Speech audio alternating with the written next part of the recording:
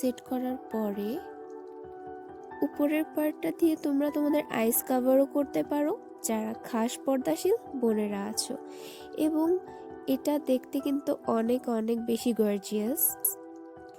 কেউ যদি মনে করে থাকে যে নিচে কোনো হিজাব না পরে শুধুমাত্র নিকাব দিয়ে হিজাব স্টাইলে পরবে, তাহলে সে এভাবে এখানে যে বাটনটা আছে সেটা প্রেস করে এটা বন্ধ করে ঠিক হিজাবের স্টাইলে পরতে পারবে।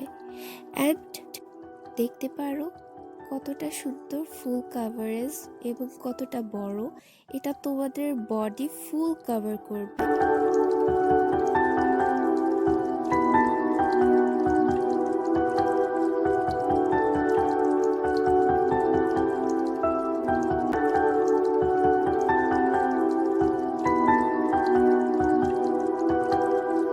এরপর বাটারফ্লাই নিকাবের স্টাইলে পরতে প্রেস করা বাটনটি পিছনের দিকে নিয়ে গেলেই একটি সুন্দর বাটারফ্লাই টাইপের ডিজাইন হয়ে যাবে এবং তোমাদের দেখতে অনেক প্রিটি লাগবে। সি আমার চ্যানেলে যদি তুমি নতুন হয়ে থাকো এবং আমার ভিডিওগুলো যদি তোমাদের ভালো লেগে থাকে, তবে অবশ্যই লাইক কমেন্ট শেয়ার দিবে এবং আমার চ্যানেলটা সাবস্ক্রাইব করবে। ধন্যবাদ।